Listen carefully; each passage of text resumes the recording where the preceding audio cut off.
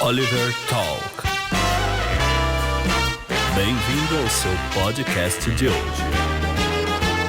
Enjoy! Seja bem-vindo ao Oliver Talk, você que está escutando agora em todo o Brasil. Eu sou o Oliver e hoje nós iremos falar sobre problemas na vida real, problemas de depressão, ansiedade e tudo relacionado a isso, né? E também um pouco relacionado à vida intelectual, porque isso pode nos atrapalhar de certa forma. Às vezes as pessoas acham que isso não tem nada a ver. E para tal tarefa trazemos a nossa antiga Oliverina, que não está mais entre nós, Tef Ferrari. Como é que você está? Bom, na verdade eu estou entre nós, né? Porque eu não morri, mas tirando isso, eu vou não muito mais entre bem. Oliversfera, a Oliversfera. É. Nada a ver, né? Quem quer participar dessa Oliversfera?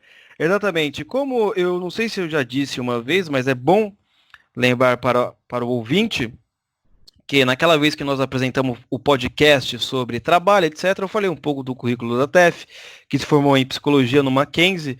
Eu também me formei na mesma faculdade, só que em filosofia, entre outros trabalhos, né, também na área de psicologia, um pouco mais relacionado ao mundo empresarial, certo? Mas antes de começar, nós temos que falar que esse programa, na verdade, é oferecido pelo Ache Cupons, certo? Esse Ache Cupons é um negócio extremamente interessante, porque você pode obter um cupom de desconto para sua loja favorita, Amazon, Submarino e qualquer outra loja da internet. Você vai obter seu desconto e sabe o que você vai ter, Tef? O quê? Você vai ganhar o seu dinheiro de volta. Não total, né? Você vai ganhar uns 20%, uns 30%. Aí você vai acumulando e você vai poder usar esse dinheiro para fazer uma outra compra. Então, vai estar aqui um link na descrição, achecupons.com.br/OliverTalk, certo? Entre por esse link e você irá fazer o seu cadastro em menos de 7 segundos, correto? Então vamos ao que interessa, né? Vamos falar então sobre os problemas da vida cotidiana. Aqueles problemas que é de natureza psicológica, que às vezes nós temos eles, só que nós não percebemos, não é? Então aqui, primeira pergunta que não se quer calar, né? Que as paredes clamam para que eu pergunte. Qual é a diferença da depressão como sintoma individual e sintoma social, né? Defina-nos. O que é depressão, mestra Tef? Então vamos lá, vamos separar aí, muito bem separado aí pelo Oliver. Então existe aí a depressão no nível individual. Então o que seria? Seria a depressão do ponto de vista patológico mesmo. Então a depressão, o que ela é? Ela é um distúrbio mental caracterizado por uma depressão persistente ou perda de interesse em atividades, e aí isso prejudica significativamente o seu cotidiano, o seu dia a dia. Então a depressão, ela não é só uma coisa de tipo, putz, meu gato morreu, perdi o emprego. Uma frescura. Tá fresco hoje. Aquela coisa pontual. Não, a depressão é um sentimento persistente em que você perde interesse nas tuas atividades e isso atrapalha o teu cotidiano. Então tem que ser persistente, tem que ser crônica, né? E tem que ter uma forma que mude, altere a tua rotina e que te deixe, assim, numa situação quase que vegetativa, né? Tem vários tipos aí de entendimentos de depressão. E aí a gente pode trazer alguns sintomas mais comuns, que, por exemplo, né, os sintomas mais comuns é cansaço, falta de apetite, insônia, né? De repente alguma disfunção nos prazeres da vida, né? Então, sexual, alimentar, etc, né? Porque tem muita gente aí que tem alguma disfunção no sentido da alimentação, então perde muito peso, ou de repente ganha muito peso, né? Então, possível aumento aí de uma hostilidade, a pessoa fica mais irritada, ela fica, de repente, mais violenta ao agir em relação ao mundo, né? Fica mais estressada, enfim. Mas esses sintomas, né? Eles são sintomas que acontecem aí com todo mundo. Então, esses sintomas... Com certeza. tem que persistir, não é uma coisa tão simples.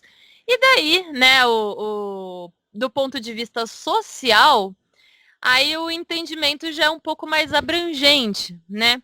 Então, o que seria uma depressão social, né? O que a gente poderia entender como uma sociedade que está patologizada pela depressão? Então, por exemplo, essa coisa dos discursinhos, principalmente feministas, etc., de aceite-se como você é gordo, obesa, tem um sobrepeso absurdo, mas você é linda, vá com biquíni enfiado no seu bumbum na praia, vão achar legal, né? Então, a pessoa, quando ela lida com a realidade, ela tem um choque, porque não é bem assim, né?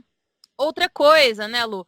Os papéis sociais, eles se alteraram completamente. Então, antigamente, nas sociedades mais antigas, existiam papéis. Então, o homem, ele tinha o papel dele, a mulher tinha o papel dela, né? E aí, com essa coisa do empoderamento, a gente, né, acaba falando sempre de feminismo, porque feminismo é uma grande doença, né? Então, essa coisa da mulher tentar ocupar espaço, não que isso seja ruim, é bom, é bom. Só que perder papéis, quando o indivíduo ele já não sabe mais o que fazer, por que fazer, quando fazer, qual que é o papel dele, né? Aí isso começa a ser um problema, né? Tem também a questão do fracasso matrimonial, né? Que hoje em dia as pessoas se casam para se separar, então aquele contrato formal que você faz com o Estado, o que é esse contrato? É um contrato que fala assim, ó, se tudo der errado, os meus bens são meus, os deles são deles. Então, assim, perdeu-se aquele sentido do casamento, né? Aquele sentido mais Exatamente. religioso, de instituição. É o que eu falo, pô, você vai casar, eu vou casar pelo Estado. Quer dizer que o João Dória que vai celebrar seu casamento? Que negócio é esse, filho? Casar na igreja, negócio de o governador e depois o cara, sei lá. Que isso, velho? Não, e outra coisa, se você chama o João Dória pro seu casamento e você não é rico pra dar canapé pro cara e você der pastelzinho, você criou um problema. Você criou um problema. Eu já viu a cara de nojo do João Dória comendo pastel? Não, e é um negócio absurdo, né? Você está casando sobre a bênção do Estado, né? Sobre a bênção do Estado, e pro Estado você é somente um número. Uhum. Obviamente, então, qual vai ser o sentido do casamento aí? Vai ser apenas uma união formal, contratual, que pode se Sim. quebrar a qualquer momento como um processo, né? Isso, e é muito estimulado para que se quebre esse contrato. Tanto que existe muito no discurso aí de que, pô, se você tá infeliz, se separa. Vai viver tua vida de solteiro. Como se a vida de solteiro realmente ela é tão melhor assim? Você tá ali de repente sozinho, você não tem alguém para partilhar. Então, tudo isso, né? Então tem também a sociedade do macarrão instantâneo, que tudo é muito imediatista, tudo tem a fórmula mágica para se resolver, a tristeza. Isso, Uhum, isso o Jordan Peterson também fala bastante. Ele sim. fala dos casos das mulheres que deixaram de ter uma família, deixaram de ter filhos, para ter uma carreira profissional, vamos dizer assim, acima de todos, né? E elas são muito Uhum. tristes. Não que, assim, ele está querendo dizer que você deve ter uma família, etc, etc. Mas, normalmente, quando você abandona tudo, né? Sim. Acontece isso também. Desculpa, pode continuar. Não, Interrompi, imagina, foi isso daí é até a questão dos papéis, né? Que também isso está se perdendo, né? Porque a mulher, biologicamente falando, fisiologicamente falando, ela tem o útero, ela tem toda uma construção para procriar, para ter Você filhos. tá de Então, brincadeira. O homem não é, pode ter filho? olha, vou te falar que Pô, tem eles vão algumas. derrubar meu podcast se você falar isso, pô. Eu vou te falar que tem algumas mulheres que também não podem hoje nessa sociedade, viu? É. Enfim, continuando, seguindo, né? A tristeza também vista como algo ruim. A tristeza não é algo ruim, não existe a questão de ser bom ou ruim quando a gente fala em tristeza. Tristeza é algo a ser superado, é algo a ser, né? Você tem que ter resiliência, você tem que passar por uma tristeza, por um desgosto, por um ressentimento, por uma frustração, para você aprender com isso, de repente conseguir aí até ser melhor, né? Se melhorar, né? Não é essa a grande questão, né? A evolução, a transcendência, né? Então, assim, a vida humana ela não é meramente uma questão de ordem prática, né? Existe outros fatores, né? Então, atribuição de sentido para as coisas e não somente do significado, né? Estimular também o nosso sistema de recompensa do cérebro, né? São subterfúgios aí para serem usados para a gente conseguir preencher o vazio existencial. E por que a depressão ela é a doença do século? Dizem, Então, né? Todo mundo aham. fala isso daí, eu só tô repetindo o que todo mundo fala. Sim, então, eu acho que a questão da doença do século é muito a questão da depressão enquanto algo social, né? Então, tudo é muito desvalorizado, tudo é muito banalizado, né? A depressão, ela é mente demais e corpo de menos. Então, a gente pode até comentar depois algumas formas que o São Tomás de Aquino, ele ensina pra gente de como você ter a mente de menos e mais corpo para você sentir sensorialmente o mundo físico. Porque se você não sente sensorialmente o mundo físico, você não sai, você fica preso na sua cabeça. E a cabeça, né, Luciano, você sabe que ela pode ser muito prejudicial, aquele mundinho interno, aquela Exatamente. coisa, né?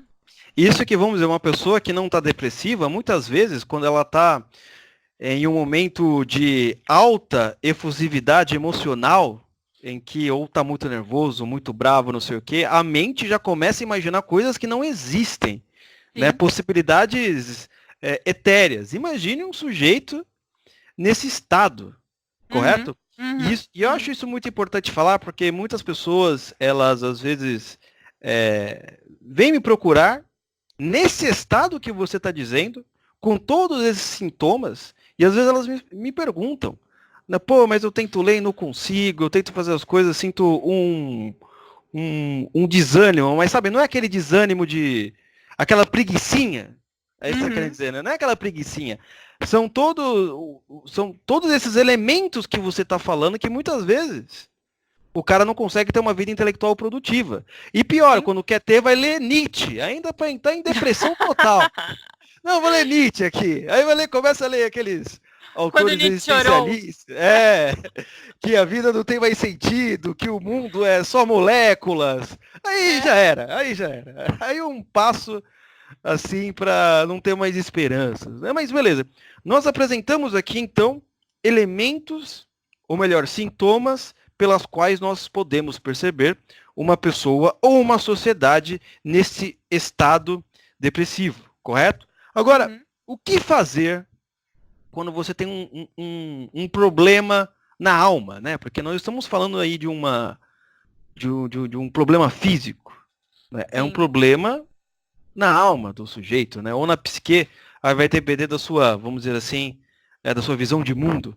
Mas, de qualquer Uhum. forma, como nós podemos tratar esse, esse problema, Téfia? As dores da alma, né? Então As vamos lá, dores da... vamos dividir aqui. A gente tem que dividir a parte física e a parte do corpo e mente, né? Então, a parte física, como se trata a depressão, né? Então, a depressão ela é tratada, né? A depressão, essa angústia, esse vazio, do ponto de vista físico, ele é tratado geralmente com, por exemplo, um inibidor seletivo de recaptação de serotonina. Porra, o que é isso? A serotonina, ela é um neurotransmissor que estimula aí os prazeres, né? Então, o antidepressivo também, ele serve para aliviar os sintomas, porque ele ajuda ali a balancear e elevar os níveis de serotonina. Então, assim, isso é do ponto de vista medicamentoso, né? Da depressão, aquela depressão física, né? Só que a depressão física, ela também pode ser organizada se você fizer algumas coisas. Então, por exemplo, São Tomás de Aquino, ele comenta que o banho de imersão, um banho cheiroso, com rosas, com essências, etc., faz o quê? Faz o indivíduo se reconectar sensorialmente com o mundo. Então ele até comenta, né? Para de pensar, começa a sentir, faça atividades físicas, né? Um abraço aí para o Evandro Pontes, que sempre fala de artes marciais, né? Então é aquele reequilíbrio sensorial e físico, restabelecer a ordem para não viver com aquela ideia de aglutinar problemas, né? E aí, né, no segundo ponto de vista, que é o ponto de vista aí da alma, né? Primeiro é você atribuir sentido para as coisas, né? Como a gente já comentou, não só o significado. Então, por exemplo, um exemplo rápido aqui, bem didático, uma caneta. Uma caneta é o quê? Uma caneta é uma caneta. Qual que é o significado daquilo? É uma caneta. Eu olho para aquilo, eu tenho a minha interpretação que é uma caneta, né? Eu tenho a minha vivência. Serve para escrever. Isso. Agora, por exemplo, se é uma caneta que meu bisavô deu pro meu pai passou para mim, e, né, tem uma história, algo a mais, aquela caneta, ela tem uma atribuição de sentido. Então, começa a dar sentido para essa caneta, né? O indivíduo, ele precisa buscar mais sentido. Então, a alma, ela não quer sentir o mundo, ela não quer se reconectar com o mundo, ela não acredita, ela não quer acreditar que existem coisas boas no mundo, né? Então, a frustração, ela começa a chegar num grau tão elevado que o mundo já não é mais bom para você. Então, entra ali naquela questão do auto-engano, né? Então, você começa a querer se anestesiar, né? Então, se o mundo não é bom, eu não quero mais fazer parte dele, né? Então, comece a reexperimentar o mundo, né? Então, se a sua mente não quer aceitar, sinta isso de uma forma sensorial para você poder reexperimentar ali o mundo, né? Então, até tem uma coisa que o São Tomás de Aquino fala sobre prazer, né? O prazer, ele é um efeito lateral resultante de algo que deu certo. Pô, o que é isso? Então, o prazer, ele não é objetivo. Ele é um termo abstrato que designa uma constelação de sentimentos que você pode vivenciar. Então, por exemplo, o prazer gastronômico. Você pode comer o prazer gastronômico? Não, você precisa concretizar aquilo em algo. Então, eu vou comer um chocolate, eu vou comer alguma coisa que me dá prazer, né? E aí, assim, é a felicidade. A felicidade não é uma coisa. A felicidade, ela se conquista através de algo, né? Então, conquistando algo através de uma vitória, de uma autoafirmação, né? A força é toda essa força interior para você chegar na felicidade. Acho que seria basicamente isso. E tem alguns elementos assim que nós podemos destacar aí muito importante. Acho que a gente esqueceu de falar. Em primeiro lugar, a pessoa depressiva, ela não se consegue analisar a si mesma como uma pessoa depressiva, não é? Muitas vezes ela tá naquele auto-engano, né? Porque a alma não quer sentir o mundo, né? Do ponto de vista do vazio, etc. A alma não quer sentir o mundo, então a pessoa se desconecta, ela fica nesse auto-engano e ela não quer experimentar. E outra coisa, o adulto, nós sabemos até aí na questão do aprendizado, que o adulto, ele só aprende alguma coisa quando ele tem interesse. Então, se a pessoa está completamente desinteressada do mundo, não adianta você virar para ela e falar assim: filho, sai do quarto, filho, para de fazer não sei o quê, filho, vai sair, vai jogar bola, vai ver o mundo, vai ver o sol, vai não sei o quê. Não adianta, né? Então você tem que promover alguma experiência para que essa pessoa tente começar a se reconectar e peça ajuda. Até porque a recaptação lá de serotonina não é só através de medicamentos. Você consegue através de vitamina B, de vitamina C, comendo carne, ovo, laticínio. Então, um abraço para os veganos aí, né? Você tendo contato com a luz do sol. Você, de repente, meditando, entrando em contato com Deus, fazendo autoanálise, sendo positivo, fazendo exercício, né? Então, tem tudo isso. Sim, e eu acho que tem um ponto muito interessante também de dois aspectos que você falou. Por exemplo, artes marciais e academia musculação. As pessoas acham que isso não tem nada a ver, mas existe uma questão aí de primitividade humana, que às vezes o sujeito raquítico, ou o sujeito que se acha fraco, feio, ignorado perante o mundo e a realidade, quando ele começa a ficar mais forte, quando ele começa a ter presença perante o mundo, esses sentimentos, não é? Sim. Eles acabam saindo. E isso é interessante, porque esse sentimento vem através de um ato físico, que é você ficar forte. Às vezes vamos dizer assim, um músculo a mais já faz com que você tenha coragem de enfrentar certas coisas que você não enfrentaria, por se achar um esmilinguido da vida, não é? Sim, sim. Tem uma teoria, mas aí essa teoria não tem nada a ver com a psicologia clínica, nem com a psicoanálise, tá? Não é psicanálise. A psicanálise é do Freud, esqueçam isso. Mas a psicoanálise, né? A análise da psique, né? Existe um estudo aí que, como eu disse, não tem nada a ver com isso. Ele é um estudo organizacional. Chama Pirâmide de Maslow. Então eu até convido aí o ouvinte do Oliver para ir buscar o que é essa tal dessa pirâmide de Maslow, tá? A pirâmide de Maslow, ela mostra muito claramente como é que são as necessidades de um indivíduo. Então, a base da pirâmide são aquelas necessidades fisiológicas, né? Então, tem a necessidade de se alimentar, a necessidade de beber água, a necessidade de fazer xixi, de ir ao banheiro, enfim, a necessidade do sexo, enfim, tem a base da pirâmide. Conforme a pirâmide vai evoluindo para o topo, você começa a perceber que existem outras necessidades. Então, tem a necessidade de pertencimento de grupo, né? Que tem uma questão muito forte, isso, principalmente com os jovens, que eles têm essa necessidade muito mais forte do que o adulto, né? O adulto que já está consolidado, que ele já tem uma identidade própria, que ele já não precisa dessa afirmação do grupo. A pirâmide também começa ao evoluir, ela começa a falar sobre uma necessidade de estima, de pertencimento, de valor, de valorização, de reconhecimento. E aí eu acho que é um pouco do que você falou, né? Então, esse músculo a mais, de repente ela se sente pertencente, de repente ela se sente com uma estima, com uma autoestima melhor, né? A apresentação dela para com o mundo é melhor, então ela se sente naturalmente melhor e ela começa a buscar relações. Porque se você se sente mal, e é aquela coisa da gorda, né? Porque falar aceite-se como você é. A gorda, ela não consegue arrumar calça para vestir, Jesus. Ela tem dificuldade de vestir uma calça, de passar na catraca do ônibus, de repente, sabe, coisas simples. Às vezes não sente alguns sabores da vida, ou sente muitos, né, no caso, enfim, né, desculpa a piada aí. Mas, enfim, às vezes não consegue sentir os sabores da vida porque ela não consegue estar ali, ela não consegue fazer presença ali. Então, quando você tá com o corpo são e com a mente sã, eu sei que é muito piegas falar isso, mas né, até a questão das artes marciais te reconecta ao seu corpo, né, a musculação. Exatamente. Então é tudo isso. Exatamente. Hoje em dia é uma coisa interessante, porque você tem um mundo totalmente preparado para você, por exemplo, você pode fazer uma academia, você pode fazer uma cirurgia, você pode fazer uma lipo, etc., para você alcançar seus objetivos, por assim dizer, estéticos.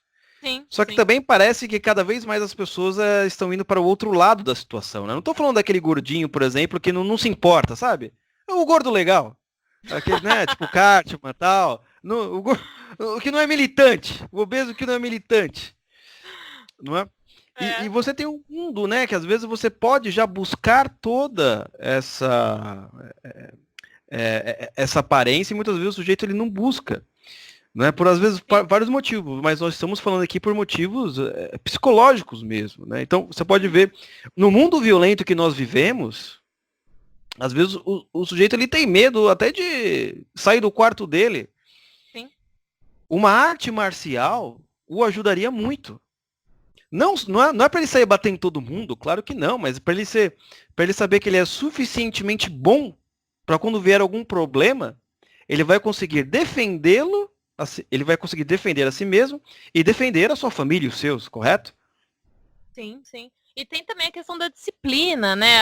As artes marciais é muito bom nisso, porque te treina, te habilita para uma série de coisas, né? Então você tem para enfrentar o mundo. Então você tem a questão do enfrentamento até da hierarquia ali dentro da arte marcial, né? Tem as faixas, tem o seu instrutor, tem todo o respeito que você tem que ter ali quando você entra no tatame, nem sei se chama tatame, mas enfim, você, né, tem todo aquele respeito, aquela questão, o respeito ao adversário, tipo, você odeia o cara, mas você respeita o teu adversário. Então tem todas essas questões que te levam a viver de uma melhor forma na sociedade, né? E eu só queria também puxar aqui para um outro lado também, que é a questão do vazio existencial, né, Lu? Porque o vazio existencial todo ser humano tem um vazio, né? Quem nunca fez aquelas perguntas, né? A pergunta que é o momento de depressão do podcast, né, Lu?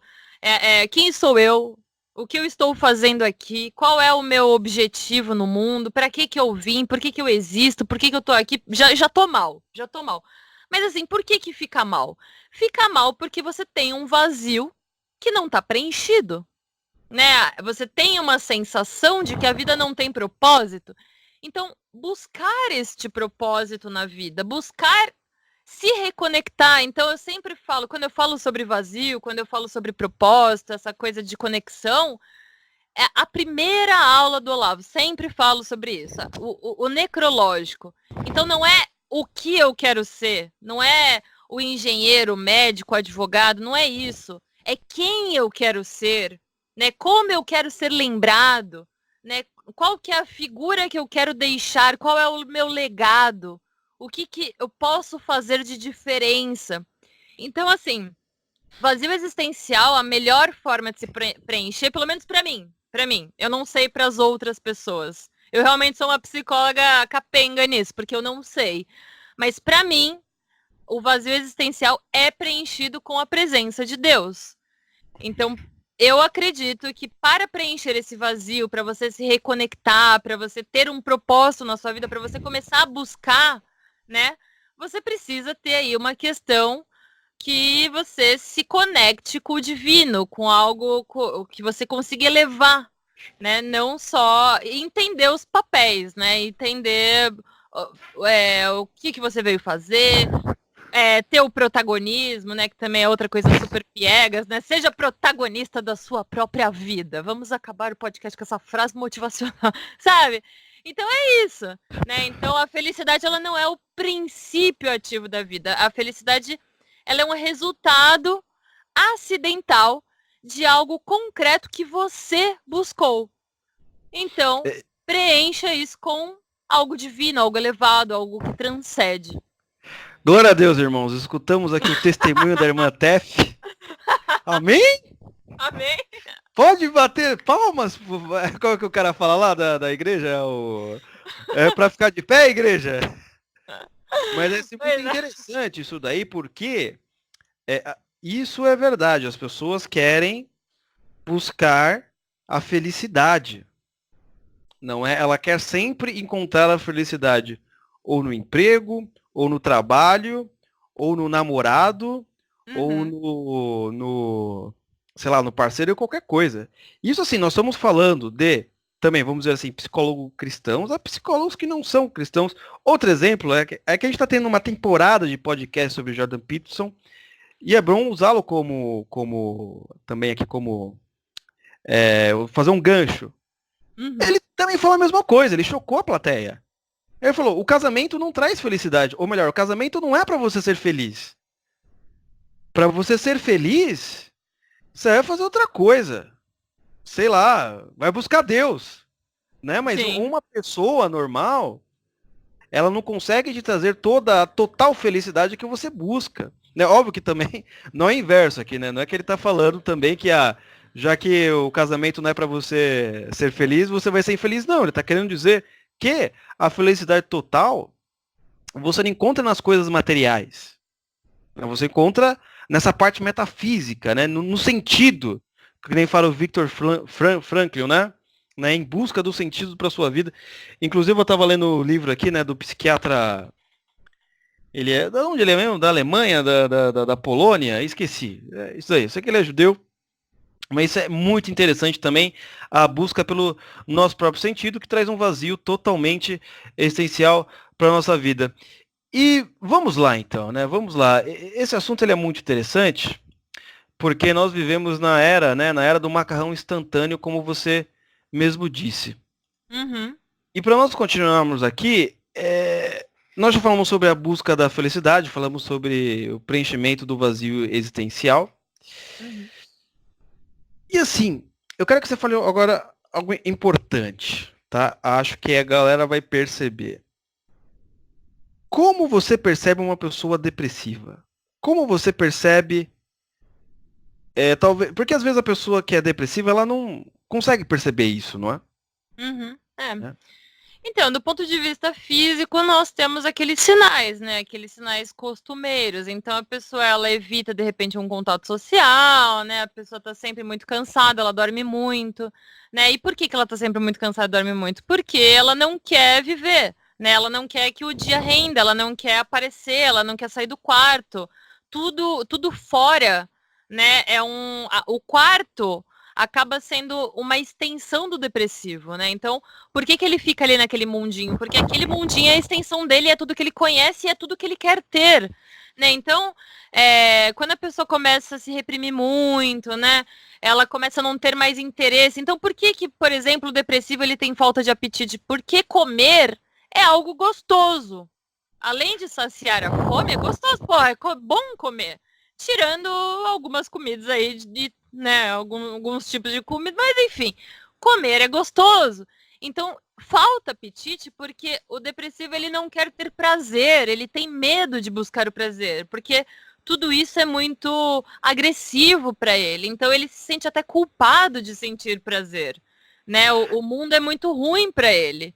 Então, quando a pessoa começa a se reprimir, fica muito na dela, não começa a evitar os prazeres normais do dia a dia, né?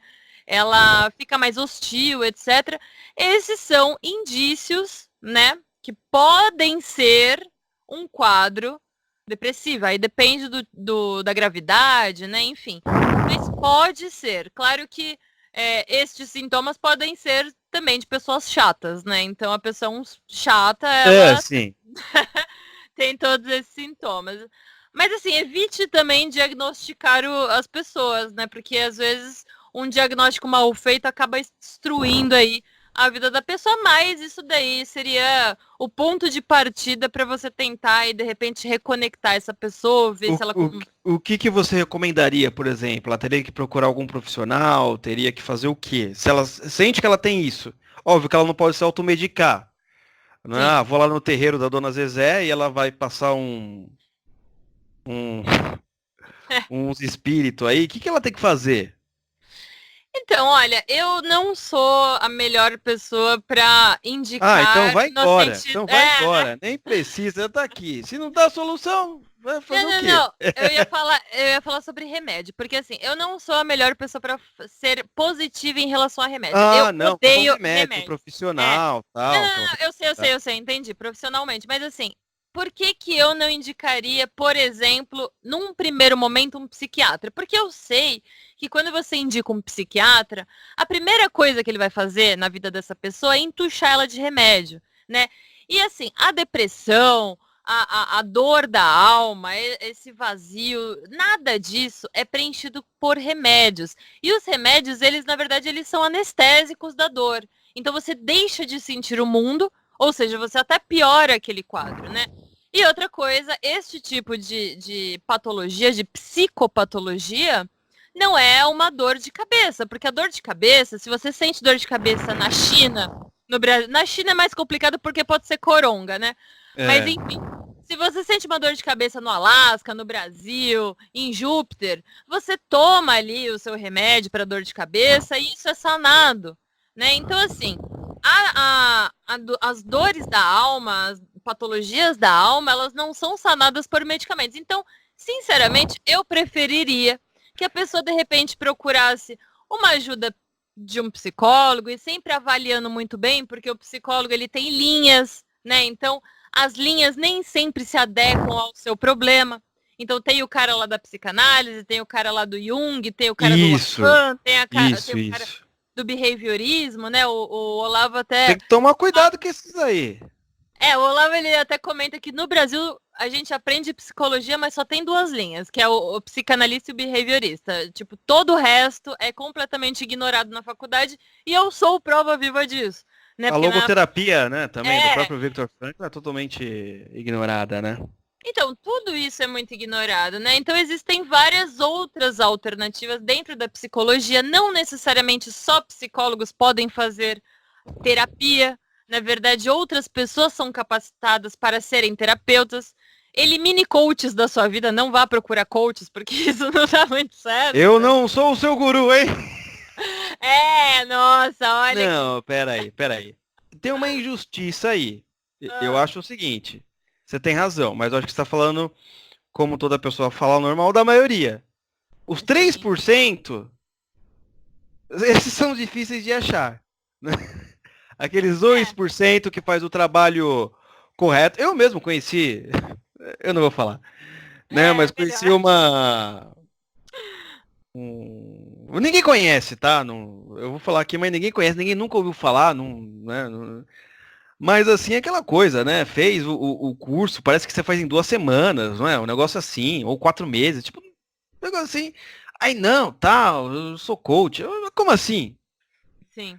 Não, eu sou coach e tal, não sei o quê. Eu falei, meu filho, você mora com seus pais, você não tem emprego, você tá cheio de problema. Você vai ajudar quem desse jeito, pô? Pelo menos alguma Te ajuda coisa, primeiro. né? Não, mas eu sou coach. Então, assim, esses são os coaches, né? Aí é difícil, né? É difícil porque, inclusive, eu conheço essa pessoa. É uma coisa difícil. Então, assim, Isso daí. ajude primeiro a você mesmo, né? Depois você pensa aí se você tem as competências e os atributos necessários para ajudar o outro, né? Mas, enfim, além do psicólogo, né?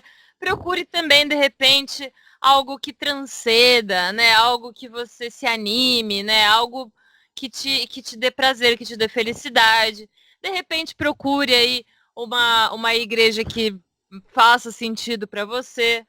E eu tô falando para procurar igreja no sentido de você se reconectar com o divino, né? Para você, de repente, achar respostas que um ser humano qualquer não consegue te dar, né? Então, E também nós falamos academia, artes marciais, não é? academia, de repente fazer um exercício físico, se alimentar bem, se alimentar de coisas gostosas.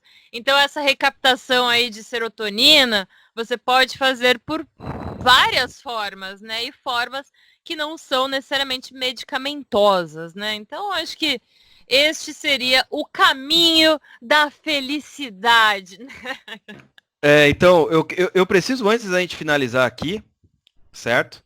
Fazer mais um comentário, né? Mas antes, nós precisamos aqui comentar do nosso outro parceiro desse podcast, Mr. Romanini, que ele faz as capas maravilhosas que você está vendo agora aí no seu aplicativo, seja Spotify, SoundCloud, iTunes.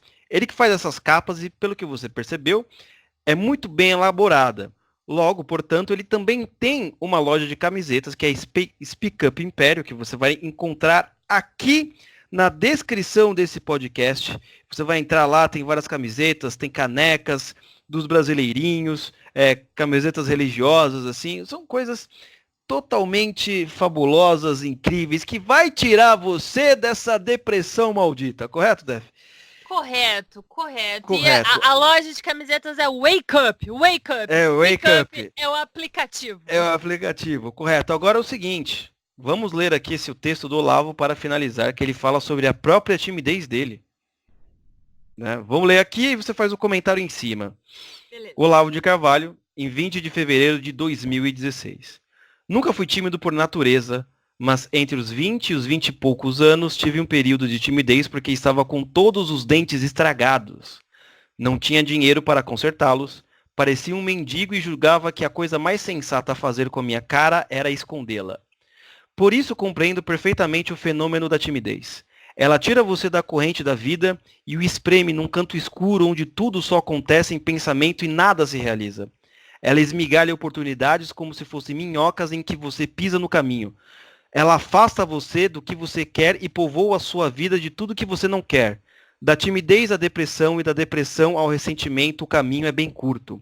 Os tímidos estão entre os alimentos preferidos do diabo. Ele os mastiga como chicletes e joga fora a borrachinha insossa que sobra no fim. Se você tem a tentação da timidez, largue disso imediatamente. Comece a fazer tudo o que você teme que vai cobri-lo de ridículo. É melhor pagar mico do que ser o mico. Olavo de Carvalho. Tef. Então é bem isso, né? O Olavo até comenta que não se busca a felicidade, né? Porque a busca da felicidade é dar um tiro na água, fazer um buraco na água, né? Porque a felicidade é o nome que se dá ao efeito subjetivo de alguma coisa. Então, como o texto bem comentou aí, a depressão ela é mente demais e corpo de menos. Então, se você ficar pensando, né? Ficar pensando em tudo, poxa, vão me achar ridículo, vão pegar no meu pé, não vai dar certo, pô, isso vai dar errado. Se você ficar com esses pensamentos negativos, ficar pensando demais, cara, para de pensar, começa a sentir, começa a sentir o mundo, né? Então, busque não a felicidade, mas busque algo concreto que você consiga, sim, ter a felicidade. Mas isso é legal, que isso é um exemplo muito pra jovem, né? Sabe aquele cara que não quer dar em cima por timidez? Ele tá precisando tomar aquele fora. Uhum. Porque às vezes ele fica muito nas ideias, né? Mas o que a pessoa vai falar, não sei o que, etc. Eu vou ser ridículo. E é isso que o Olavo tá falando, vai lá logo, pague um mico, logo. É melhor ser mico do que ficar aí na timidez que vai te levar a uma depressão profunda, ninguém me ama, né? Você vai criando casca, raízes, correto? Exato. Resiliência, Exatamente. né? Resiliência, exatamente. Pessoal, finalizando aqui o nosso podcast, não se esqueça de entrar aqui no nosso Apoia-se e assine o Oliver Club. Você vai ter podcasts exclusivos. A nossa revista, que é o nosso guia bibliográfico de podcast, lá vai ter as nossas referências, os links, os livros que nós usamos e você vai poder também comprá-los. E você vai participar do nosso grupo no Telegram, que é um aplicativo parecido com o WhatsApp, que você vai poder conversar com as pessoas lá que também amam e pensam as mesmas coisas que você e também, quem sabe, você vai poder perder um pouco da sua timidez, certo? Então, Tef, algo mais que eu não perguntei que você queria finalizar aqui o nosso podcast? Então, conecte-se a pessoas que amam o que você ama e que odeiem o que você odeia. Então, um beijo, muito obrigada por ter me convidado, Lu, é sempre um prazer aí gravar Oliver com você. Fui mandada embora, mas eu não tenho ressentimento, tá bom? Na verdade, eu não te convidei, você que se autoconvidou, né? Olha que desgraçado, que palhaçada isso. Olha, ouvinte. É pagar o mico, Eu quis pagar mico, gente, porque eu só vou saber, né, se a coisa me traz felicidade ou não, se eu experimentar, assim, o Luciano é só desgosto, né, mas enfim, né, o meu prazer está em conversar aí com vocês, então muito obrigada, estou participando, me convidei mesmo, se não quiser, problema seu, e é isso aí, muito obrigada, um beijão a todos.